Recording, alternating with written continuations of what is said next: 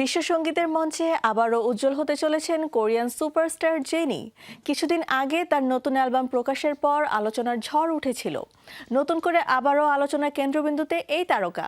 লোলাপালুজা 2026-এ headliner হিসেবে perform করবেন এই কে-পপ তারকা। ফেস্টিভ্যালে তার এই অংশগ্রহণ আন্তর্জাতিক জনপ্রিয়তার একটি বড় মাইলস্টোন হিসেবেও বিবেচিত হচ্ছে।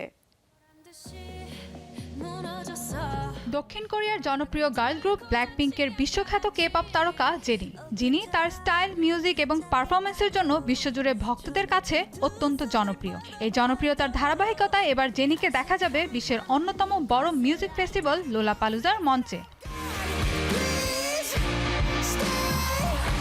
লোলাপালুজা যুক্তরাষ্ট্রের একটি বিখ্যাত সঙ্গীত উৎসব, যেখানে পপ, রক, হিপ হপ এবং ইলেকট্রনিক সহ নানা ঘরানার শিল্পীরা পারফর্ম করেন। প্রতি বছর লাখো দর্শকের উপস্থিতিতে এই ফেস্টিভ্যাল সঙ্গীত প্রেমীদের জন্য এক বিশাল মিলন মেলায় পরিণত হয়।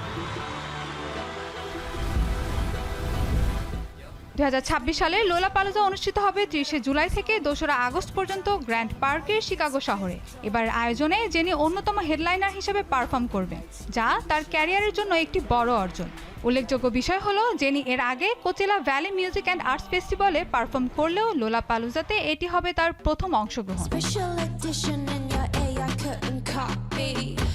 তার সঙ্গে একই মঞ্চে পারফর্ম করবেন আন্তর্জাতিক খ্যাতিসম্পন্ন শিল্পীরা Charli XCX, Lorde, Tate McRae, Olivia Dean এবং জন সামিট। এছাড়াও কে-পপ ইন্ডাস্ট্রি থেকে আরও 3টি দল এবার ফেস্টিভ্যালে অংশ নিচ্ছে। এর মধ্যে রয়েছে জনপ্রিয় গার্ল গ্রুপ অ্যাসপা, আইডল এবং নতুন বয় গ্রুপ কর্টিস। এর ফলে মোট 4টি কে-পপ গ্রুপ এই আন্তর্জাতিক মঞ্চে পারফর্ম করবে। জেনির এই পারফরমেন্স তার আন্তর্জাতিক ক্যারিয়ারের একটি বড় মাইলস্টোন।